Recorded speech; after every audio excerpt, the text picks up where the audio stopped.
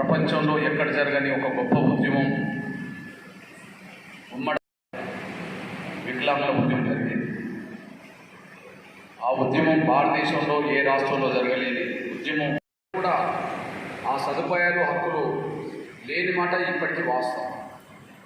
సరే, ప్రపంచ దేశాల గురించి మనం మాట్లాడుకోకపోయినా భారతదేశంలో 29 రాష్ట్రాలు ఉంటే 2 తెలుగు రాష్ట్రాల్లో మినహాయించి మిగిలిన 27 రాష్ట్రాల్లో ఇక్కడ పొందుతున్నన్ని రైట్స్ హక్కులు ఈ దేశంలో ఎక్కడ పొందకపోవడానికి కారణం లేదు.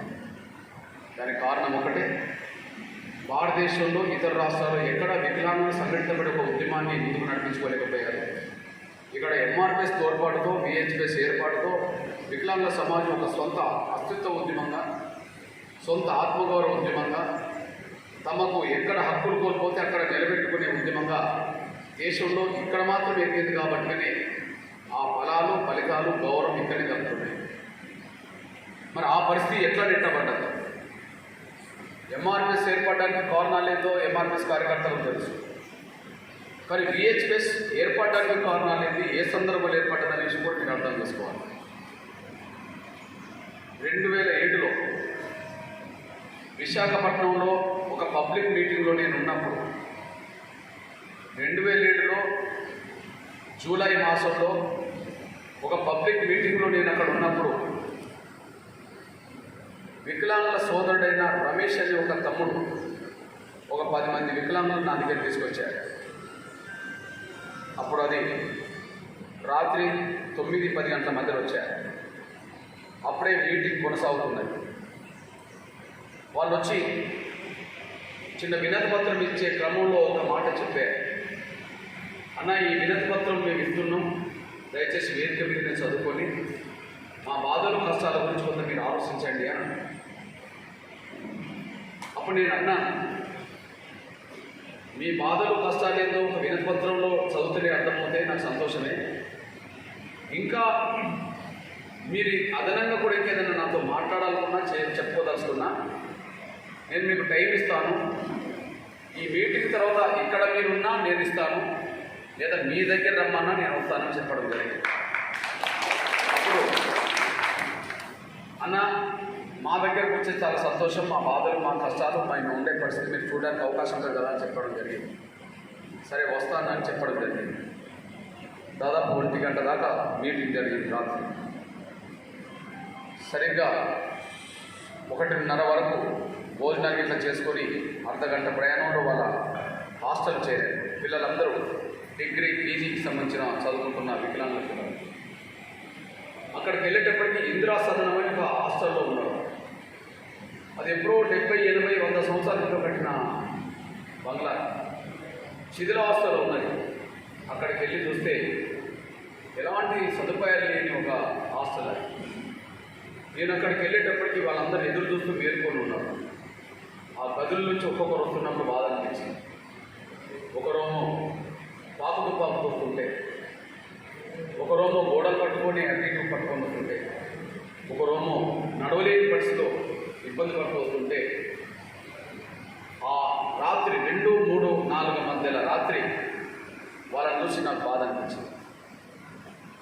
ఆ పరిస్థితి మొదటిసారి అట్లా ప్రత్యేకంగా గమనించడం అనేది మొదటిసారి కనుక కొంత ఆవేదనతో ఒక 5-10 నిమిషాలు చూస్తూ వాళ్ళతో ఏం మాట్లాడకుండా ఉన్నప్పుడు, అంటే ఆలోచన పెట్టుకున్నప్పుడు, అందరూ చదువుకున్న బిడ్డలు కాబట్టి, అవగాహన పరులు కాబట్టి, దయచేసి ఎవరైనా సరే ఈ మీటింగ్ అయిపోయేంత వరకు మీకు సెల్ స్విచ్ ఆఫ్ చేయడమో లేదా సైలెన్స్ పెట్టుకోవడమో చేయండి. మీరు సెల్ ఫోన్ ఉపయోగించుకోవడం పీజీ చదువుకున్న పిల్లలు కనుక నేను ఒక 5-10 నిమిషాలు నేనే షాక్ గురైనట్టుగా వాళ్ళ పరిస్థితి చూసి బాధతో చూస్తున్నప్పుడు అందులో ఒక తమ్ముడు ఒక మాట అంటాడు, అన్న, ఇప్పుడు ఈ సదనంకి వచ్చిన తర్వాత మా బ్రతుకులేందో ప్రత్యక్షంగా మీరు చూడడం వల్ల మీలో ఆవేదన ఉన్నట్టుగా మీ బాధ మీ ముఖంలో కనిపిస్తున్నది, మీ కళ్ళలో కనిపిస్తున్నది. కానీ మేము ఒకటి మాత్రం చెప్పదలుచుకున్నామన్న, సూటిగా మా సదనానికి వచ్చిన వాళ్ళు ఒక ముఖ్యమంత్రి, ప్రధానమంత్రి రాలేదన్న, ఇక అందరూ వచ్చిపోయారు. ఎంతోమంది పెద్ద పెద్ద ఆఫీసర్లు వచ్చిపోయారన్న, ఎమ్మెల్యేలు, ఎంపీలు, మంత్రుల స్థాయి కూడా వచ్చిపోయిన వాళ్ళన్నా వచ్చిపోయినప్పుడల్లా మా దగ్గరకు వచ్చినప్పుడల్లా మమ్మల్ని చూసి ఇట్లనే బాధపడుతుంటారా, చాలా ఆవేదన చేస్తారన్నా, మేము చెప్పేది ఎంతో ఓపికతో విన్నట్టు చేస్తారన్నా. కానీ బయటికి వెళ్ళినాక మాత్రమే వికలాంగుల సమాజానికి వందల సంఘాలు ఉన్నాయి, కానీ దాని అస్తిత్వాన్ని నిలబెట్టే ఒక బలమైన ఉద్యమ సంఘం లేదు. ఎవరో జెండాలను పట్టుకోవాల్సిన అవసరం లేకుండా వికలాంగులకే ఒక జెండా తీసుకురావాలి. సంఘం ఉండాలి, జెండా ఉండాలి అని చెప్పి ఆలోచించి అందరూ కలిసి కూర్చున్నాం. ఆ కూర్చున్న రోజే ఆగస్టు 28. ఆ ఆగస్టు 28 వికలాంగులతో పోరాట సమితి అనే ఉద్యమాన్ని ప్రారంభించింది. అక్కడి నుంచి మొదలైనదిగా ప్రస్థానం. భారతదేశ చరిత్రలో ఎక్కడ జరిగిన ఉద్యమ ఘట్టం ఇక మనం ఆంధ్రప్రదేశ్లోనే చూస్తాం. విహెచ్ఎస్ రాకతో వికలాంగుల జీవితాల్లో ఎంత మార్పు, ఎంత చైతన్యం కరెక్ట్గా కనిపిస్తుందో మనకు అన్నప్పుడు సాక్ష్యం. విహెచ్ఎస్ ఏర్పడ్డ వెంటనే కార్యాచరణ రూపొందించారు. డాక్టర్ బాబాసాహెబ్ అంబేద్కర్ సూత్రం అందరికీ అన్ని కాలాల్లో వర్తిస్తారు. డాక్టర్ బాబాసాహెబ్ అంబేద్కర్ చెప్పిన మాటలు అన్ని కాలాల్లో అందరికీ వర్తిస్తాయి. నువ్వు ఏ లక్ష్యం కలిగి ఉన్నా ఆ లక్ష్యాన్ని సాధించాలంటే ఆ లక్ష్యానికి సంబంధించిన వర్గాలను నిరంతరం బోధించి చైతన్యం చేయాలా, వాళ్ళని సమీకరించాలా, పోరాటం చేయాలా.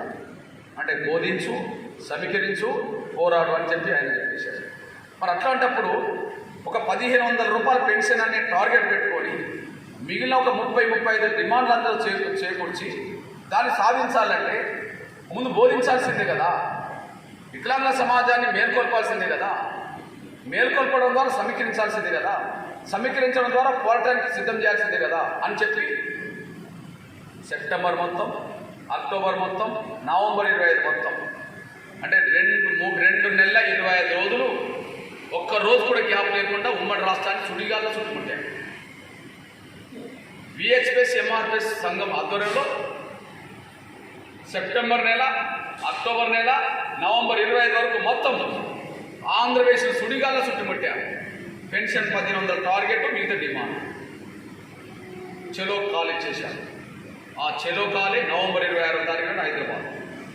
ఆ నవంబర్ 26వ తారీఖున జరిగిన హైదరాబాద్ మీటింగే ప్రపంచంలో ఎక్కడ జరగని మీటింగు మన వికలాంగుల మీటింగ్ హైదరాబాద్లో జరిగింది. వికలాంగుల గర్జన పేరుతో ప్రపంచంలో, దేశంలో ఎక్కడ కూడా చాటనంత ఐక్యత, సంకల్ప బలాన్ని వికలాంగుల సమాజం నిర్మించింది. ప్రపంచంలో ఎక్కడ నిర్మించలేదు. ఆ మీటింగ్ చూస్తే ఎవరు కూడా ఇది వికలాంగుల మీటింగ్ అనరు. ఇది మీటింగ్ వికలాంగులం కాదు వీరులం అని చెప్పి పత్రిక ఎడిటింగ్ పెట్టింది. వదలం కదలం అంతే, వదలం కదలం అని చెప్పి అది చేయడం జరిగింది. అంటే లక్షల మంది నిజాం కాలేజ్ గ్రౌండ్ నుండి బషీర్బాగ్ ప్రాంత రోడ్లన్నీ కిక్కిసిపోయాయి. లక్షల మంది రోడ్డు మీకు వచ్చారు. దేశం, ప్రపంచం ఆశ్చర్యంగా చూసింది. వికలాంగుల మీటింగ్ నేను ఆగి అని చెప్పి. అవును, వికలాంగుల మీటింగ్. కానీ వెంటనే ఉద్యమానికి మలిచాను. ఎందుకంటే చైతన్యం చేయడం కోసం బోధించడానికి 3 నెలలు తిరిగాను దాదాపు. సమీకరించే టైంకి వచ్చినప్పటికీ లక్షల మంది వచ్చారు.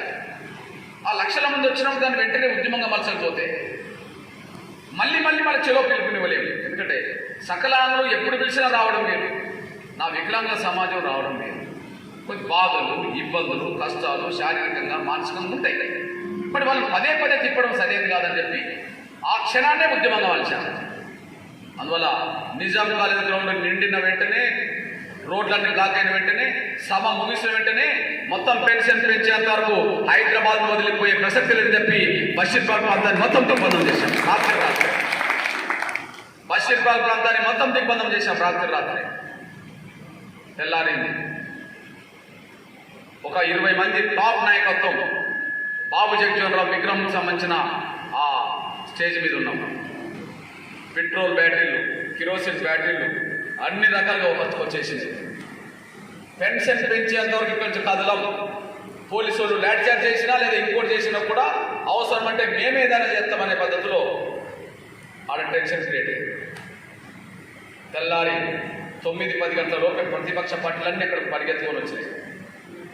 ఈలోపు రాజశేఖర్ గారు 2 మంత్రులను అక్కడికి పంపాడు. కలెక్టర్ను పంపాడు. ఎవరు కలెక్టర్ అప్పుడు? చంద్రబాబు అని కలెక్టర్. మంత్రి నేదురుమల్లి జనార్దన్ రెడ్డి గారి భార్య నేదురుమల్లి రాజలక్ష్మి, ముఖేష్ గౌడ్ చర్చలకు వచ్చేశారు. చర్చలకు వచ్చిన సమయంలో జరిగిన ఉద్రిక్త వాతావరణంలో అందరూ చచ్చిపోయేటోళ్ళు.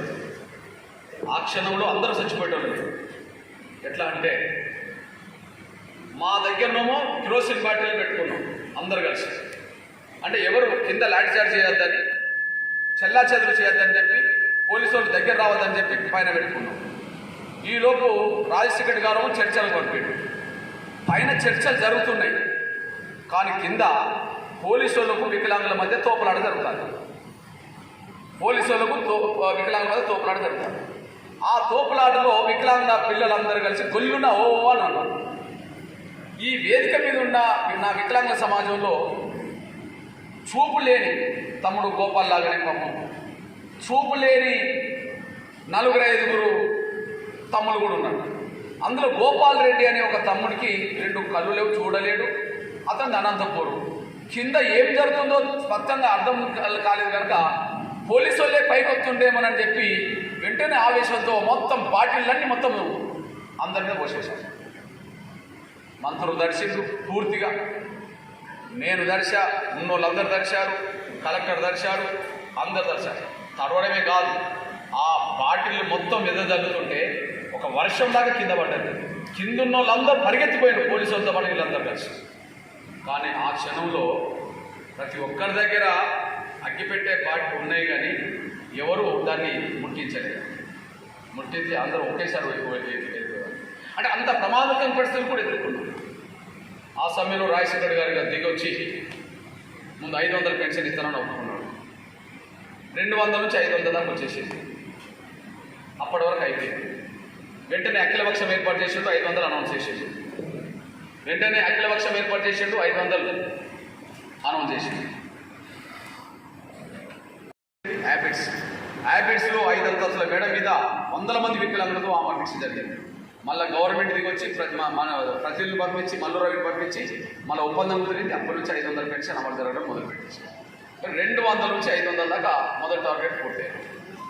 అక్కడి నుంచి మళ్ళీ 500 నుంచి మళ్ళీ 1500 వరకు పెంచడం కోసం నేను 3 సార్లు ఆమరణ దీక్ష చేశాను. అదే సమయంలో మొత్తం అన్ని రాజకీయ పార్టీలన్నింటినీ తీసుకొచ్చి ఇందిరా పార్కులో లక్షల మంది మళ్ళీ ధర్నా పెడితే ఆ పార్టీలన్నిటి కలిసి వచ్చి ఒకే నినాదం ఒప్పుకున్నాయి, మేము ఎప్పుడు అధికారంకి వచ్చినా 1500 పెన్షన్ ఇస్తామని చెప్పి ఒప్పుకున్నాయి. ఆ పెన్షన్ని తెలంగాణ వచ్చిన వెంటనే ఇక్కడ, తెలంగాణ విడిపడ్డ తర్వాత అక్కడ కూడా 1500 రూపాయల పెన్షన్ అమలు జరగడం మొదలుపెట్టింది. అంటే 2007లో ఏ 200 పెన్షన్ అయితే ఉన్నదో 2014 ఎన్నికలు వచ్చేటప్పటికి 1500 పెన్షన్ ఫిక్స్ అయ్యింది. ఇక్కడ మీరు గమనించాలి, స్వాతంత్రం వచ్చింది 47లో, వికలాంగుల క్లబ్ పవర్ సమితి ఏర్పడ్డది 2007లో. అంటే స్వాతంత్రం వచ్చిన తర్వాత 60 ఏళ్ళకు విహెచ్పిఎస్ ఏర్పడ్డది. 60 ఏళ్లలో వీళ్ళకు పెరిగిన పెన్షన్ ఎంత? 60 ఏళ్లలో పెరిగిన పెన్షన్ 200 దాకా వచ్చింది. ముందు 25, తర్వాత 40, ఎన్టీ రామారావు కాలం నాటికి 50, చంద్రబాబు నాయుడు 9 ఏళ్ళు పరిపాలించి 75, మళ్ళీ రాజశేఖర్ గారు ముఖ్యమంత్రి అయినాక 200. అంటే స్వాతంత్రం వచ్చిన కాడ నుంచి 60 ఏళ్లలో 2007 నాడు కూడా ముఖ్యమంత్రి రాజశేఖర్ గారు కాబట్టి విహెచ్పిఎస్ ఏర్పడడానికి 47 2007 అంటే 60 ఏళ్ళు. 60 ఏళ్ళలో పెరిగింది 200 పెన్షన్ అవుతే విహెచ్పిఎస్ ఏర్పడిన తర్వాత ఇవాళ 13 ఏళ్ళు తిరగక ముందే 3000 చిల్లర పెన్షన్కి వచ్చేటట్టుగా అయిందనేసి కూడా మీరు మర్చిపోతారు. అంటే భారతదేశంలో ఇట్లాంటి పెన్షన్ ఎక్కడన్నా ఉన్నదా? సాక్షాత్తు నరేంద్ర మోడీ గారు దేశానికి ప్రధానమంత్రే కదా, ఆయన 10 ఏళ్ళు ఆయన రాష్ట్రాన్ని గుజరాత్ని పరిపాలించినోడే కదా. మిగులు బడ్జెట్ రాష్ట్రం అని, ధనిక రాష్ట్రం అని చెప్పి ప్రచారం జరిగే దేశానికి ఒక నేతగా ఎదిగిండు కదా. మరి అక్కడ ఏమన్నా 1000 రూపాయల పెన్షన్ ఏమన్నా ఇస్తున్నారా? ఇవ్వట్లేదు. దేశం లెక్కన ఇస్తున్నారా? ఇవ్వట్లేదు. మరి ఎక్కడ ఇవ్వని పెన్షన్ ఇక్కడనే రావడానికి కారణం ఏంటంటే ఎంఆర్పిఎస్ చొరవ తీసుకొని వికలాంగుల క్లబ్ పవర్ సమితి ఏర్పాటు చేసి జరిగిన. ఇది మన కళ్ళ ముందు కనిపిస్తున్న సత్యం. ఇక్కడ మీరు గమనించాలి, మొదటి దశ పోరాటం అంతా 1500 దాకా చేసేది, కానీ ఏ పోరాటం లేకుండా ఒక మాటతో ఒప్పించిందే 3000 దాకా వచ్చేసింది. ఒక మాటతో ఒప్పించడం వల్లనే 3000 దాకా వచ్చింది. ఎట్లా ఒప్పించా? 2018 ఎన్నికలకు ముందే 6 నెలల ముందే వికలాంగుల క్లబ్ పవర్ సమితి జాతీయ కమిటీ సమావేశం ఏర్పాటు చేశాం. ఆ జాతీయ కమిటీ సమావేశంలో తీసుకున్న నిర్ణయాల భాగంగా అన్న ఎన్నికలు దగ్గరకు రాబోతున్నాయి, మళ్ళీ అప్పుడుకు ఇప్పటికీ ఒకే పెన్షన్ ఉండదు కదా, మళ్ళీ మన పెన్షన్ పెరిగేట్టుగా చూద్దాం, దానికోసం ఏదైనా కార్యక్రమం పెడదామన్నప్పుడు నేను అప్పుడు మనలో చెప్పాను, అందరి ముందే చెప్పాను, ఈసారి ఎలాంటి ఉద్యమ కార్యాచరణ లేకుండానే ఒక మాటతో పెన్షన్ పెరిగేట్టుగా చేసుకుందాం అన్నాను. ఎట్లా పెరుగుతాయి అన్నాడు. నేను అన్నా, అధికార పక్షానికి ఏం కావాలి, ఉన్నది నిలబెట్టుకోవాలి, ప్రతిపక్షాలకు ఏం కావాలి, లేని అధికారం రావాలి. కాబట్టి లేని అధికారం మనకు రావాలి. కాబట్టి ఇప్పుడు ఓట్లు 90% పెన్షన్ ఇస్తుందనే పేరుతో కేసీఆర్కే ఓట్లు వస్తుంది. కాబట్టి కేసీఆర్కే ఇచ్చే ఓట్లు ప్రతిపక్షాలకు రావాలంటే ముందు ప్రతిపక్షాలు మనం అనుకున్న పెన్షన్ వచ్చినట్టు చేయాలి. ఆటోమేటిక్గా ప్రతిపక్షాలు ఒప్పుకున్నాయని ఆటోమేటిక్గా గవర్నమెంట్ కూడా దిగిరాక తప్పదు కదా అని చెప్పి వీళ్ళకి మాటించి నేను అన్ని పార్టీల దగ్గరికి పోయాను. అన్ని పార్టీల దగ్గరికి వెళ్ళినప్పుడు ఉత్తమ్ కుమార్ రెడ్డి గారికి 2-3 సార్లు కలిసినప్పుడు, Congress party manifesto chairman Damodar Rajeshwar కలిసినప్పుడు, అన్న కాంగ్రెస్ టీఆర్ఎస్ మధ్యలో ఓటు పర్సెంటేజ్ తేడా వస్తే మొత్తం పెన్షన్దారులందరూ ఓటు వన్ సైడ్గా మారుతుంది కాబట్టి దాన్ని మీరు అందుకోలేకుండా పోతున్నారు. కాబట్టి పెన్షన్ మీరు గణనీయంగా పెరిగేటట్టుగా చూసుకుంటేనే మీకు అధికారం వస్తుంది, మా లాంటి వాళ్ళ సపోర్ట్ ఉంటుంది అన్నప్పుడు ఎంత పెంచితే బాగుంటుంది కృష్ణ అని చెప్పి వీళ్ళు కూడా అడిగారు. ఏం లేదు, మీరు అధికారంకి వస్తే వికలాంగుల పెన్షన్ 1500 కాబట్టి దాన్ని 3000 అనండి, 1000 రూపాయల పెన్షన్ వృద్ధులకు ఇస్తుంది కాబట్టి దాన్ని 2000 అనండి అనండి. అంటే 2000 కావాలి, 1500 3000 కావాలండి. వాళ్ళకి కావాల్సింది అధికారమే కదా. కాబట్టి కృష్ణ నువ్వు అన్నట్టుగా ఒప్పుకుంటాం పో అని చెప్పి మేనిఫెస్టో పెట్టారు, బహిరంగంగా పిసిసి అధ్యక్షుడు ప్రకటన చేశాడు. ఇప్పుడు మళ్ళీ గమనించండి, ఎప్పుడైతే 3000 పెన్షన్ గురించి ఉత్తమ్ కుమార్ రెడ్డి గారు అదే సమయంలో కాంగ్రెస్ పార్టీ ఎన్నికల మేనిఫెస్టో పెట్టారు, 2000 పెన్షన్ గురించి వృద్ధుల వితంతుల గురించి పెట్టారు, అప్పుడు టీఆర్ఎస్ అధినేత ఏమన్నాడు, ఓపెన్గానే ఏమన్నాడు, అరే బడ్జెటే లేదు, లోటు బడ్జెట్ ఉన్న కాడ 3000 పెన్షన్ ఎట్లిస్తారు, ఈ కాంగ్రెస్ వాళ్ళు ఎట్లిస్తారు, వృద్ధుల వితంతులకు 2000 పెన్షన్ ఎట్లిస్తారని చెప్పి కాంగ్రెస్ వాళ్ళని ఈయనే ప్రశ్నించింది. మళ్ళీ అంటే 3000 పెన్షన్ ఎట్లిస్తారు, 2000 పెన్షన్ ఎట్లిస్తారని చెప్పి కేసీఆర్ ప్రశ్నించిండు. కానీ మళ్ళీ ఆయనకు అర్థమైంది ఏంటంటే, సార్ వాళ్ళోమో ఇచ్చటోళ్ళుగా తయారవుతాను, నువ్వేమో ఇయ్యనోడిగా నువ్వు మారుతున్నావు, ఇదంతా జనోడికి వెళ్తుంది సార్, మళ్ళీ వచ్చే ఎన్నికలు నువ్వు గెలవాలంటే నువ్వు కూడా 3000 అనాల్సిందంటే అప్పుడు ఆయనకు అర్థమైందంటే నేను 3000 ఎందుకు అన్నాను, 16 ఎక్కుతా అని చెప్పి 3016 అంటే నాకు సింపుల్ విషయం. అసలు 16 అయితే నాకు అర్థమవుతలేదు. నేను పెళ్ళికి పోయి కాన్ఫరెన్స్ అందించడమా, 116, 216, 1016, 2016, 16 లేదంటున్నాను. 16 అర్థం ఏంటిది అంటే స్పష్టంగా 3000 కంటే 3000 ఇస్తారన్నా ముందు కాంగ్రెసే గుర్తుకొస్తుంది. కాబట్టి ఆ 3016 అన్నా కూడా మళ్ళీ నేను ఇస్తానని భావించుకుంటారని దాని మీదనే 3016 ఇక్కడ అమలు జరుగుతున్నాయి అనేసి కూడా మీరు మర్చిపోతాం సార్ అనుకుంటున్నారు. ఆటోమేటిక్గా పెరిగిందే కదా. మరి భారతదేశంలో ఎక్కడన్నా 3000 కాదు 1000 రూపాయలు పెన్షన్ ఇచ్చే రాష్ట్రం లేదు కదా. ఈ విషయంలో మీరు అర్థం చేసుకుంటారని ఆశిస్తున్నాను. అంటే ఎంఆర్పిఎస్ చొరవ తీసుకుంటే, విహెచ్ఎస్ బలంగా నిర్మాణంలో ఉంటే ఎన్నైనా సాధించుకోవచ్చు అనడానికి సాక్ష్యం కూడా మీరు మర్చిపోవాలి. 3 ఏళ్ల ముందు చెప్తున్నా, నేను పిచ్చరిస్తున్నా, మీకు 3 ఏళ్ల ముందు పిచ్చరిస్తున్నా, టీఆర్ఎస్ వర్సెస్ మహాజన సోషలిస్ట్ పార్టీ మధ్యలోనే యుద్ధం ఉంటుంది, మీరు గ్యారంటీ పెట్టుకోండి. టీఆర్ఎస్ వర్సెస్ మహాజన సోషలిస్ట్ పార్టీ మధ్యలో యుద్ధం ఉంటుంది. మిగిలిన పార్టీలని నా మాత్రమే, ఇక్కడ ఏ పార్టీలు ప్రభావితం చేసే పరిస్థితులు లేవు,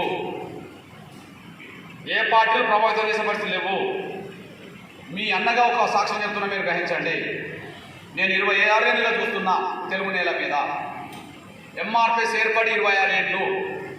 ఈ 26 సంవత్సరాలు తెలుగు నేల మీద నేను చూస్తున్నా. ప్రజల సమస్యల్ని పట్టించుకునే కాడ, ప్రజల సమస్యల్ని ఒక ఎజెండా చేసే కాడ, ఆ ఎజెండాను ఆధారం చేసుకుని ఒక ఉద్యమం నిర్మించి ప్రజల సమస్యల్ని ప్రభుత్వం మీద ఒత్తిడి తీసుకొచ్చి పరిష్కరించే కాడ నీ ప్రతిపక్షాలు లేవు, వామపక్షాలు లేవు, ఎంఆర్పిఎస్ మాత్రమే ఉన్నది రోడ్డు మీద. ప్రతిపక్షాలు లేవు, నా వామపక్షాలు లేవు, ఎంఆర్పిఎస్ మాత్రమే రోడ్డు మీద ఉన్నది, యుద్ధంలో ఉన్నది. నేను 26 ఏళ్ళుగా చూస్తున్నా, నేను మీ అన్నగా చెప్తున్నా, నేను ఒక 40 ఏళ్ళ అనుభవంతో చెప్తున్నా. నేను మీకు నేను నా పేరు వినిపించింది 94 ఎంఆర్పిఎస్ వచ్చిన తర్వాత.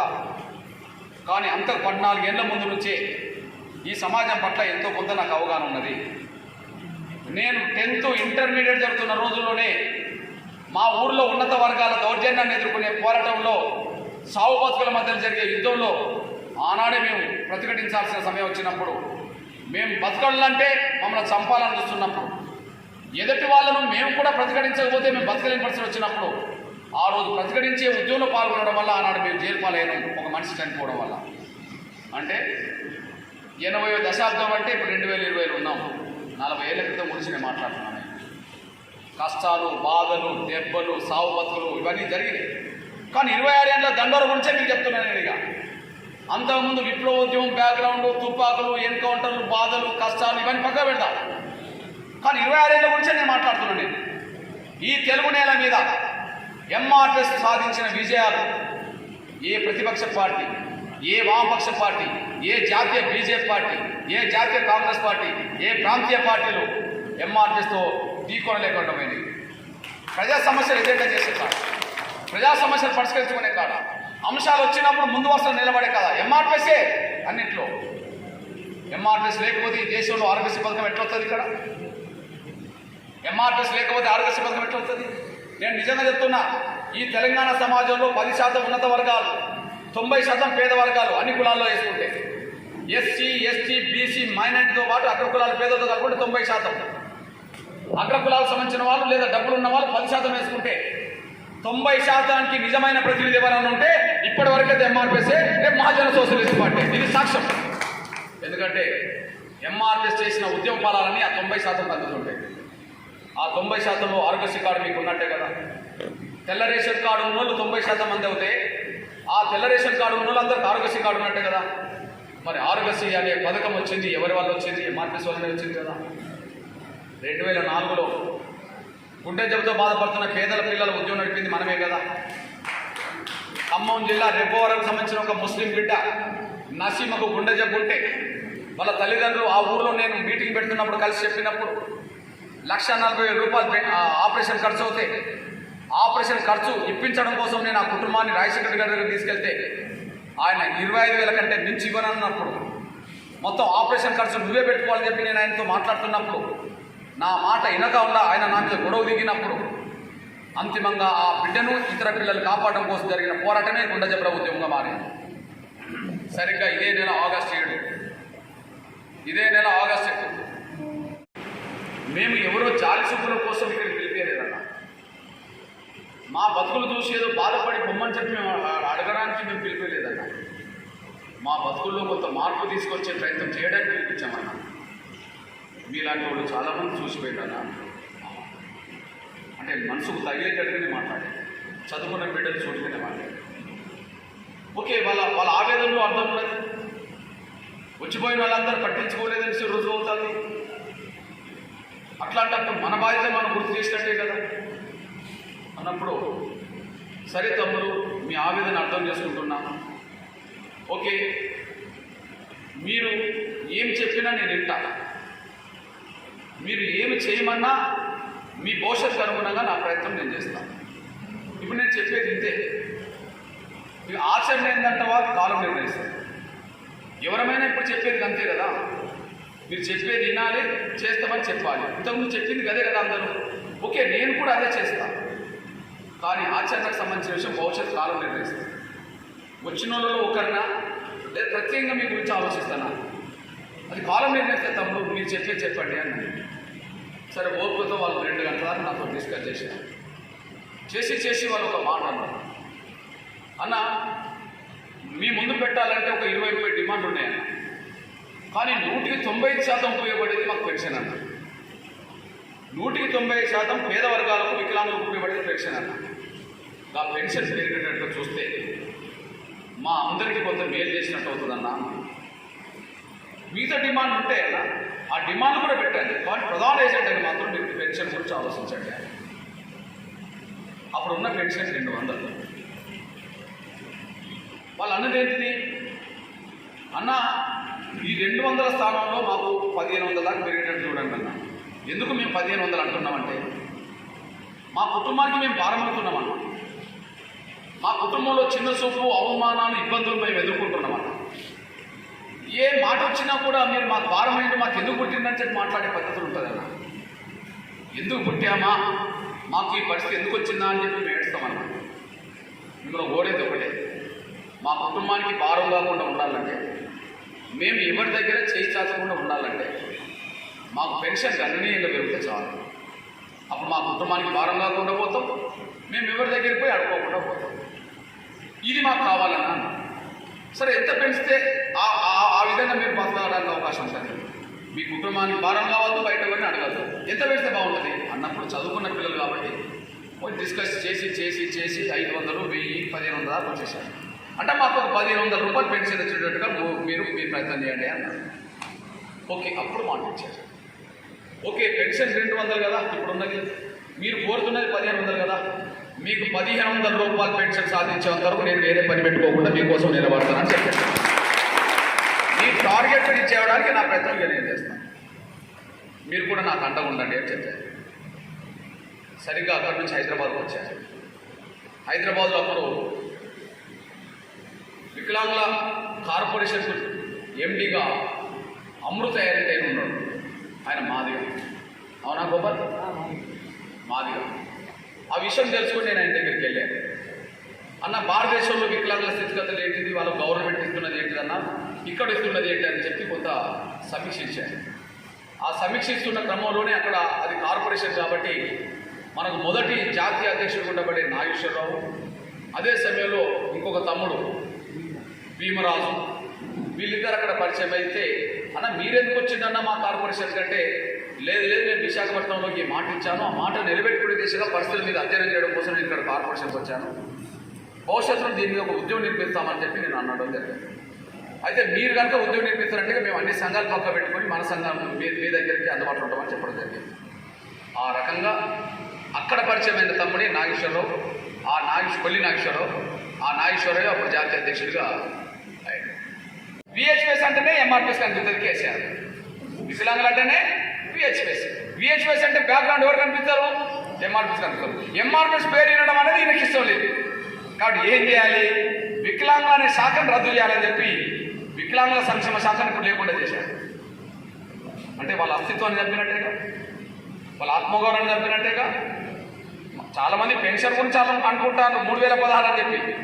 3016 వల్ల దయాదక్షిణ వచ్చినాయి కాదు, ప్రయత్నాలు చేస్తే ప్రయత్నాలు చేస్తేనే ఇవి వచ్చినాయి. కానీ కేసీఆర్ గారు ఏం చంపిండంటే వికలాంగుల అస్తిత్వాన్ని, ఆత్మగౌరవం చంపిండు. ఎగ్జాంపుల్ చెప్తున్నాను. ఒకనాడు వికలాంగుల సంక్షేమ శాఖ ఉండే, ఇవాళ లేదుగా. దాన్ని వేరే శాఖలో మెర్జ్ చేశాడు కదా. మనకు ఎస్సీలకు సాంఘిక సంక్షేమ శాఖ లేదా? గిరిజనులకు గిరిజన సంక్షేమ మంత్రి లేడా? బీసీలకు బీసీ సంక్షేమ శాఖ లేదా? మైనార్టీలకు మైనార్టీ సంక్షేమ శాఖ లేదా? అట్లనే వికలాంగులకు వికలాంగుల సంక్షేమ శాఖ కూడా ఉండే, కానీ ఇప్పుడు లేదు. అంటే ఏమైంది? క్లోజ్ చేశారు. పెన్షన్ ఇచ్చినట్టు భ్రమలు, కానీ ఆ సంక్షేమ శాఖను మాత్రం క్లోజ్ చేశారు. రేపు మనమే అధికారంలోకి వచ్చిన రోజు మన వికలాంగుల సంక్షేమ శాఖ పునరుద్ధరించబడుతుంది. ఆ పునరుద్ధరించబడ్డ శాఖకు పెద్ద భవనం నిర్మిస్తాం. ఆ భవనం ఏ స్థాయిలో ఉంటుందంటే ఎస్సీ సంక్షేమ శాఖ, గిరిజన సంక్షేమ శాఖ, బీసీ సంక్షేమ శాఖ, మైనారిటీ సంక్షేమ శాఖకు ఏ భవనాలు అయితేనేయో దానికి 2 భవనాన్ని నిర్మించే బాధ్యత నేను తీసుకుంటా. అలాగో గౌరవం నిలబెట్టే ప్రయత్నం చేస్తాను. మూడోది, వికలాంగుల సంక్షేమ శాఖకు వికలాంగులే మంత్రి కావాలంటే. వికలాంగుల సంక్షేమ శాఖకు వికలాంగులే మంత్రి కావాలి. ఎందుకు కాకూడదు? సాంఘిక సంక్షేమ శాఖకు ఎస్సీ మంత్రిని ఎందుకు చేసిండు? ఇప్పుడు బీసీ సంక్షేమ శాఖకు బీసీ మంత్రిని ఎందుకు చేసిండు? మైనార్టీ సంక్షేమ శాఖకు మైనార్టీ మంత్రి ఎందుకు అయ్యాడు? గిరిజన సంక్షేమ శాఖ గిరిజన మంత్రి ఎట్లయింది? మహిళా సంక్షేమ శాఖకు మహిళా మంత్రి ఎందుకు అయ్యాడు? మరి వికలాంగుల సంక్షేమ శాఖకు సకలాంగులు ఎందుకు ఉండాలా? వికలాంగుల సంక్షేమ శాఖ సకలాంగులు ఎందుకు ఉండాలి? రాబోయే రోజుల్లో చెప్తున్నా, విహెచ్పిఎస్ ఏర్పడ్డప్పుడు 3 నినాదాలు: హక్కులు, ఆత్మగౌరవం, రాజ్యాధికారంలో భాగస్వామ్యం. హక్కులు దేశంలో ఎక్కలేని విధంగానే మనోళ్ళు ముందుకెళ్తుండ్రు. ఆత్మగౌరవం విహెచ్పిఎస్ రావడంతో వికలాంగుల సమాజం తలెత్తుకొని తిరగడం మొదలైంది. మిగిలింది రాజ్యాధికారంలో భాగస్వామ్యం. మనం గెలిస్తే, మనం ముఖ్యమంత్రి అవుతే ఖచ్చితంగా మన పక్కన ఒక వికలాంగుల మంత్రి ఉంటాడు అనేసి కూడా మీరు మర్చిపోతాం sir. Subscribe my channel and press the bell icon.